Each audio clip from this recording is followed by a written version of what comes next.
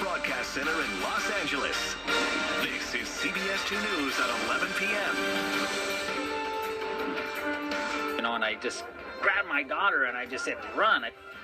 Tonight, panic inside a local mall. Shoppers run for cover. Police pour in. The response, a clear sign of a community on edge. Good evening. I'm Peter Downs. And I'm Andrea Fujii. A violent jewelry store heist prompted a major scare for shoppers and police alike. That's because some mistakenly thought the robbery was a possible shooting rampage. It happened in Riverside at the Galleria at Tyler Mall. CBS. The families of the San Bernardino shooting victims are still dealing with the shock and trauma of losing their loved ones, and they're not alone. Dave Meekum reports from San Jacinto, where a community came together tonight in memory of one of their neighbors and in support of the husband and child that she left behind. Scores of officers grabbed their guns and rushed into Riverside's Tyler Mall. Saw everybody running to get out of the dang store, and everybody was barricaded. Shoppers and employees were in a panic, sheltering in place, some barricading themselves in storerooms and dropping security gates. They just put everybody in the furthest room that they could, and then they locked all the doors inside. At first, witnesses inside say they heard what sounded like gunshots. Everyone in the store was running to the back room. But we now know it was this. Smash and grab robbers seen here bashing glass cases in a jewelry store. But with people still terrified after the San Bernardino massacre, the initial fear was another active shooter. With everything that's been going on, could be anything. The police response overwhelming. Take a look at this shot from News Chopper 4 at the sheer amount of officers who rushed to the scene. While in neighboring San Bernardino, every officer immediately dispatched to guard all malls and theaters. And finally, after the all clear was given, frightened customers streamed out, some shouting their appreciation. Thank you, guys. As officers filed by. That makes us feel safe with all this. Grateful at the sight of protection in a time still filled with uncertainty and fear. And unfortunately, in all of that chaos, those suspects slipped away. But one of the interesting things that we saw out here afterwards was that people were telling us what they did inside, that they knew immediately to put their phones on silent, to turn off lights, to try to barricade doors, and to make plans on how to protect each other. All things you're supposed to do in a possible active shooter scenario. Just a sign of the times out here in the Inland Empire.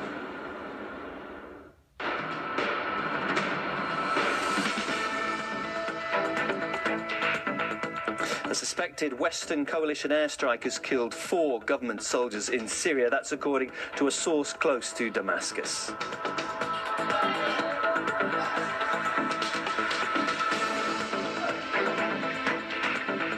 President Obama says that the U.S. must stick with its current strategy in the fight against Islamic State and rules out a ground campaign.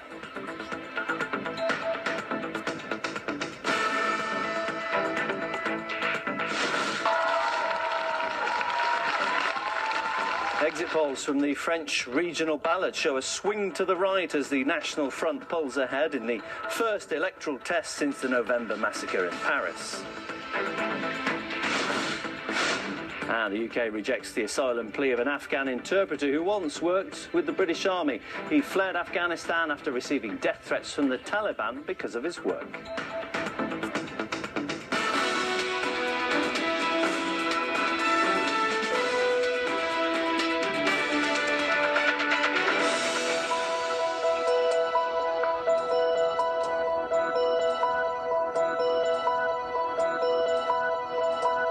Thanks for joining us this hour. My name's Neil Harvey and you're watching RT International.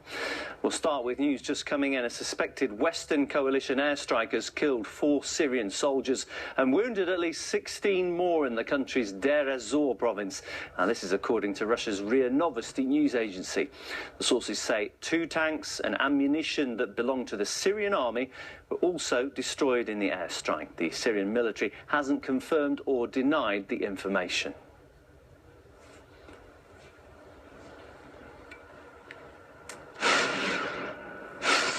In a rare televised address from the Oval Office, President Obama has promised to destroy the Islamic State terrorist group, but ruled out a ground campaign against the jihadists. We should not be drawn once more into a long and costly ground war in Iraq or Syria. That's what groups like ISIL want. The strategy that we are using now airstrikes, special forces, and working with local forces who are fighting to regain control of their own country.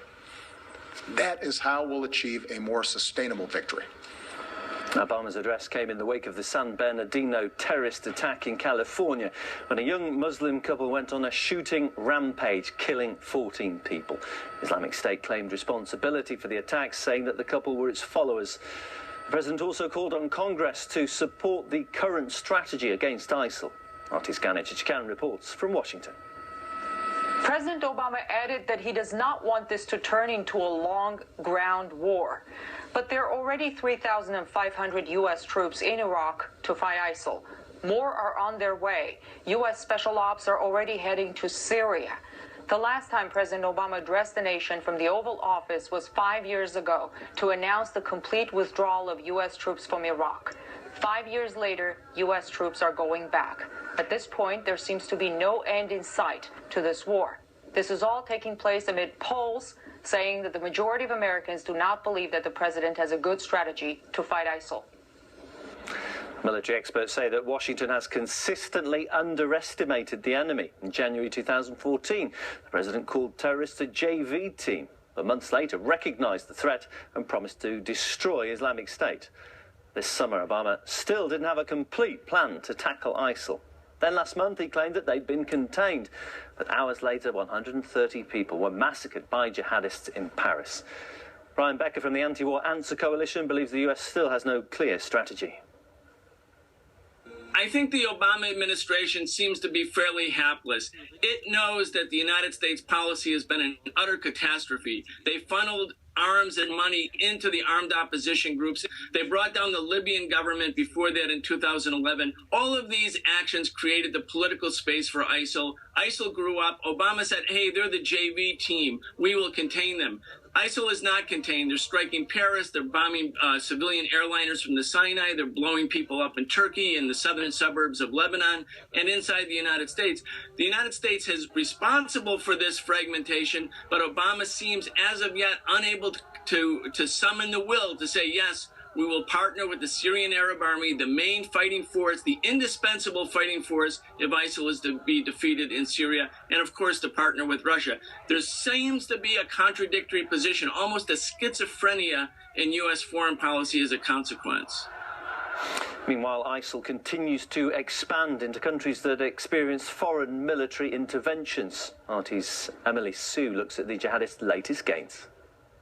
Iraq and Syria is where the world's focusing its efforts to wipe ISIL off the map. But we know they're a group not contained by borders. Here's just a few incidents over the past week alone. On Sunday, a car bomb in Yemen killed the governor of the southern port city, Aden. General Jafar Mohammed Saad and 6 of his bodyguards died when a suicide bomber rammed his car into the governor's vehicle. As ever, ISIL swiftly threatened more attacks in the future. And they're on the move, having now seized 4 districts in eastern Afghanistan, near the key commercial city of Jalalabad. These photos emerged online, showing as many as 1,600 jihadist fighters being trained and looking terrifyingly better equipped than the once powerful but now divided Taliban. ISIL militants also claim to have killed the Taliban's leader. And in Libya, Islamic State seized the northern city of Sirte. About 5,000 militants currently control the surrounding areas, situated just across the Mediterranean from Europe's shores. The UN warns that Libya is becoming ISIL's next big stronghold. Islamic State first manifested in Iraq, with former officers from Saddam Hussein's army at the core of the terrorist group. We spoke to Galleria Ireland, the former head of the Israeli National Security Council. He told us concerns over a possible Islamic caliphate were being raised at the start of the American intervention in Iraq. It was about 12 years ago, a short time after the American invasion to Iraq. The Russians predicted that this war was not going to be very successful. They understood that Iraq might collapse, and one of the possible results would be an emergence of strong Islamic movements that would try to establish an Islamic caliphate in this part of the world, and later on to expand to the rest of the Middle East and beyond that. And in this regard, I must admit that the Russians were absolutely correct. Other countries in the region did underestimate this possible phenomena, and actually they continue to underestimate the threat of ISIS, and I think that the international community should find a way to better cooperate, especially between Russia and the rest of the European countries vis-à-vis ISIS, and unfortunately it does not happen. A petition calling for Turkey to be listed as a state sponsor of terrorism has been registered on the White House website. The flow of ISIL's oil into Turkey, as well as the number of foreign fighters crossing the border into Syria, are listed as reasons. We caught up with the author of the petition, Jim Jatras, who's a former US State Department official. What I want to see is that Americans and people all over the world go to the White House website and see a true statement about Turkey as an abettor of terrorism, and ask the question, why is it not listed as a state sponsor, which by all accounts it is? It's amazing, since the shoot down of the Russian Sukhoi, since the evidence of Erdogan's trafficking in oil, it's amazing the number of commentaries you're now seeing here in the United States saying, why are we allied with this country anyway? Why is Turkey in NATO? Let's return now to our top story this hour. A suspected Western coalition airstrike has killed 4 Syrian soldiers in the country's Deir ez-Zor province. The Syrian army has neither confirmed nor denied the incident. Journalist Alaa Ibrahim joins me live on the phone now from Damascus. Moving forward. Thanks, Dave. Thank you. Republican presidential candidate Donald Trump tweeted this after the president's speech, saying, "Is that all there is? We need a new president fast." And Democratic presidential candidate Senator Bernie Sanders tweeted, "As we destroy ISIS, it's essential that we do not allow fear and division to undermine the constitutional rights that make us a free people." Now the latest on the investigation into the San Bernardino massacre. Authorities say the man who lives in a Riverside home raided by FBI agents yesterday is not considered a suspect. CBS News reports Enrique Marquez, a childhood friend and former neighbor of shooter Syed Farouk, is believed to have purchased the AR-15 rifles used in the attack. The weapons involved in the killing spree were bought legally, but reconfigured to be more powerful. Well, there are still many unanswered questions about the terror suspects and their motives. Tonight, we're hearing from Syed Farouk's father. CBS 2's Jeff Nguyen is live in San Bernardino with that and with analysis from an expert on terrorism. Jeff? Peter, Andrew, right now there are 2 sheriff's deputies on guard right behind me. When you look down the street, even more black and white units. The reason for that is that the Inland Regional Center remains closed at least until next Monday during an ongoing investigation. In the meantime, we are hearing from the father of one of the suspects for the first time. The father of mass shooting suspect Syed Farouk is speaking to reporters, saying he and his son were divided on ideology. All Pakistanis coming from the major cities are liberal people. Understand. Okay. And he was going towards conservation. He was going towards what? The conservation. You know, his views were conservative, my views were liberal. Syed Farouk Sr. told an Italian newspaper he became angry when he once saw his son bought a gun. On his son's beliefs, he said he shared the ideology of al-Baghdadi to create an Islamic state, and he was fixated on Israel. The father also said he never met his daughter-in-law, Tashfeen Malik, who the FBI said also carried out the terror attack. Brian Levin is the director of the Center for the Study of Hate and Extremism at Cal State San Bernardino. Tashfeen Malik was the leader of this terrorist duo. Levin said Farouk had a clean record, but that changed after the couple met online, got married in Saudi Arabia, and had a second ceremony at a mosque in Riverside. The mosque that he was associated with is a peaceful mosque. The suspects lived under the radar until Wednesday's mass shooting at the Inland Regional Center.